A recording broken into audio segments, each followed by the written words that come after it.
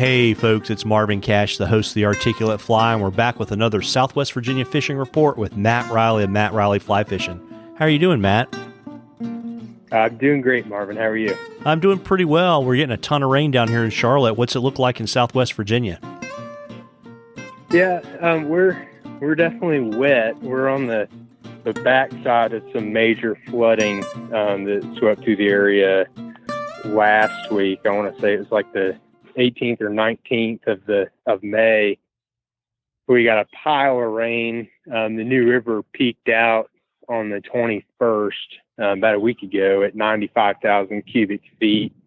A lot of even some of the lakes around were pretty dang dirty, and trout streams were running real high, but things are getting back into shape already. Trout streams are in perfect condition. The new is still high and dirty, and it's going to be that way for a little while, but some of the smaller tributaries and smaller waters are looking pretty good, particularly as we go into the weekend here.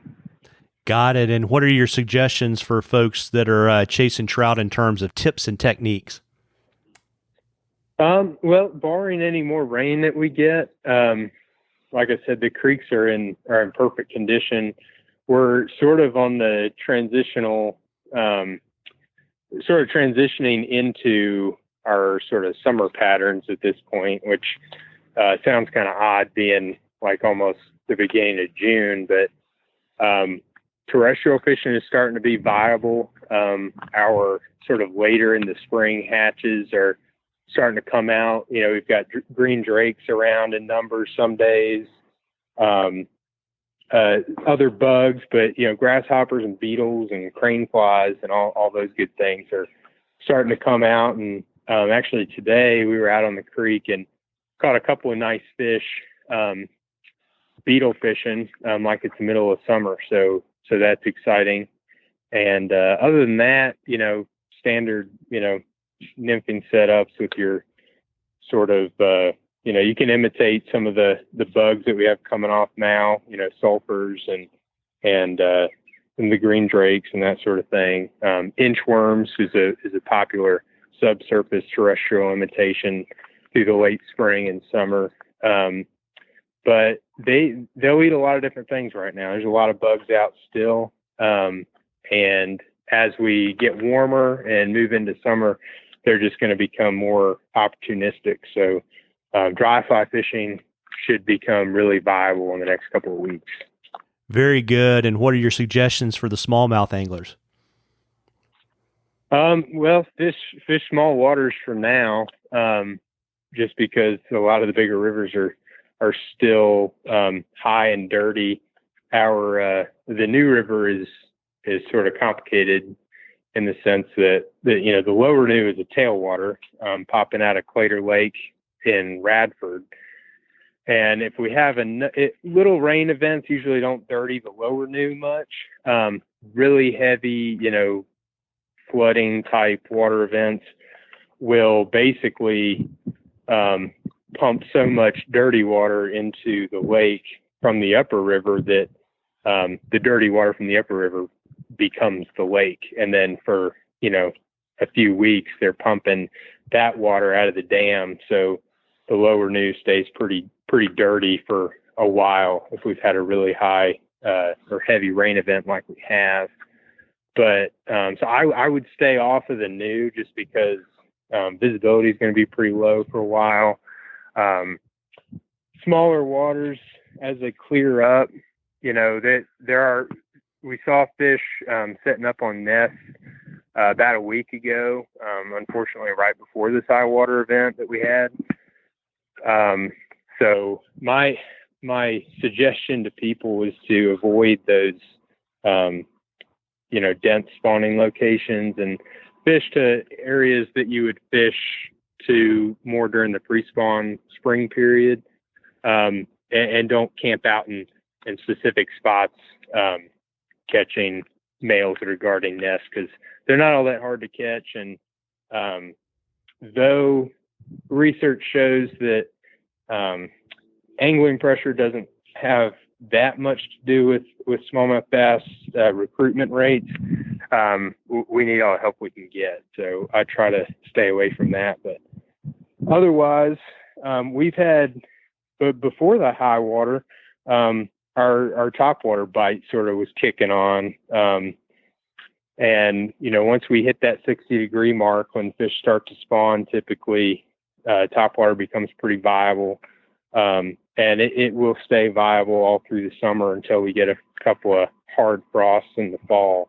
But otherwise, your typical, bait fish, streamer flies, and with this higher, swifter water, even in the smaller rivers right now, a little heavier, crayfish flies and that sort of thing would be the way that I would go. Yeah, got it. And we have a question, speaking of the spawn, from Eric Mayhew. And Eric wanted to kind of get your thoughts on and you mentioned this a little bit, kind of what you're seeing with this year's spawn, if you have any feelings about how successful it's going to be, and how is all of this, I guess flooding is the easiest way to say it, affecting recruitment, do you think, going into next year? Yeah, so,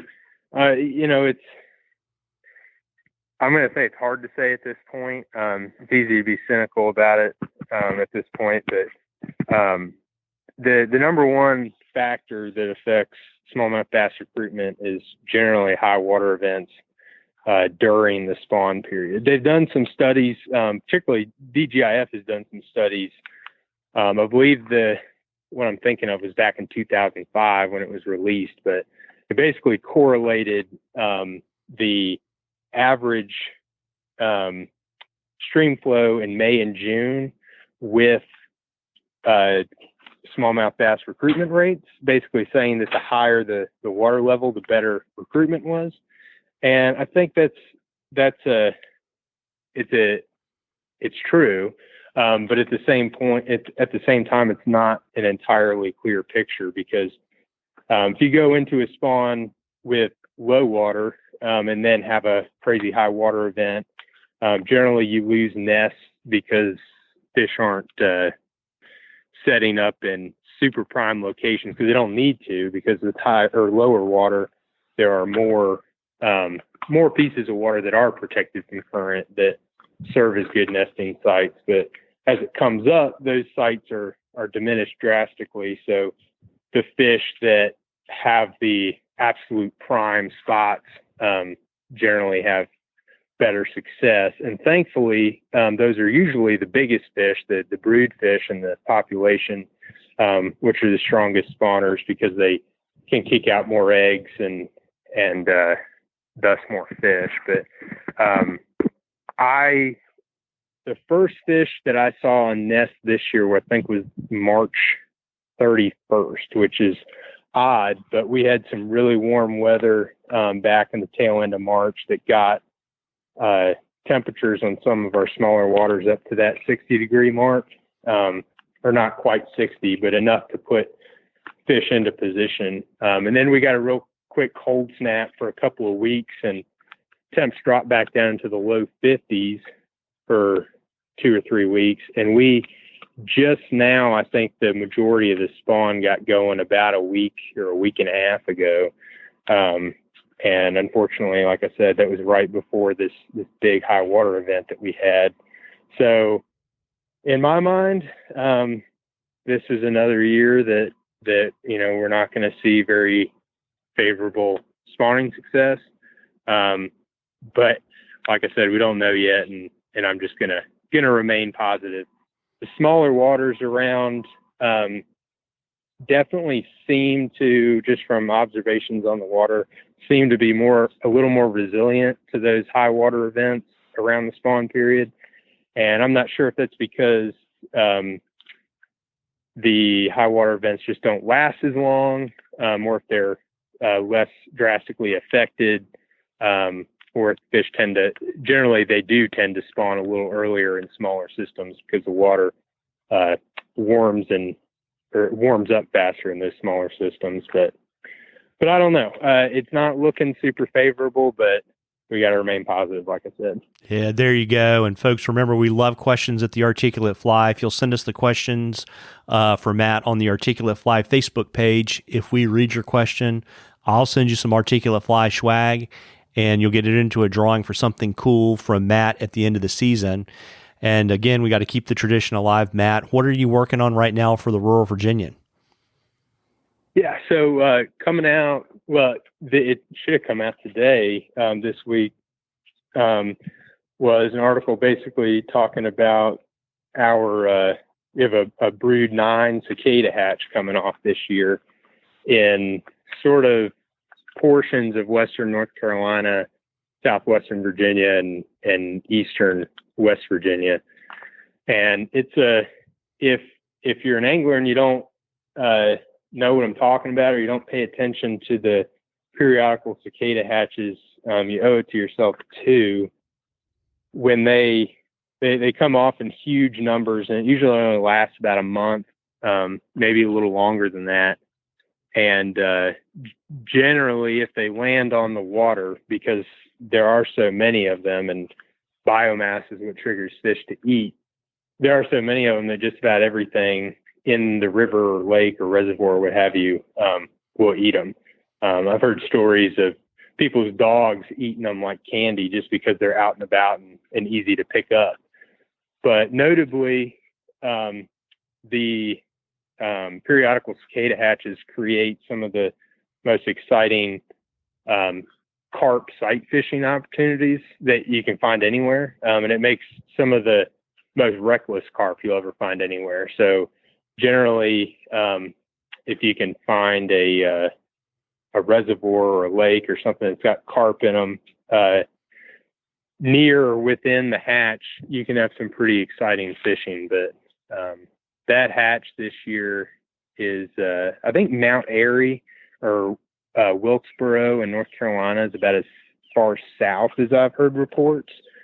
And we're seeing them in some of the new river counties in West Virginia, like Summer and Mercer and Monroe County, and then definitely around the Roanoke area too. So definitely something to pay attention to over the next couple of weeks. Yeah, absolutely. I mean, the fish, doesn't really matter what kind of fish it is, they get pretty stupid. No, and like I said, you will not find a more viable carp fishing opportunity anywhere. Where you can catch, depending on what fish are in what body of water. I remember the last time our area, it's actually Western North Carolina, but had a hatch, was 2017. And a friend of mine and I were fishing down there for a couple of days in Western North Carolina. And, they had a lot of grass carp there too. But so, you have the opportunity to catch fish up to 30, 40 pounds on topwater bugs. And they're not all that picky. Yeah, that's awesome. Well, listen, before I let you go, why don't you let folks know where they can find you so they can book you and fish with you this summer? Yeah, the website is mattreillyflyfishing.com, and all my contact info, my phone number and email, and all that's on there. So however you feel most comfortable reaching out, I'd love to hear from you. Well, that's awesome. Well, listen, folks, get out there and enjoy this nice late spring, almost summer weather, and catch a few. Tight lines, everybody. Tight lines, Matt. All right. Thanks, Marvin.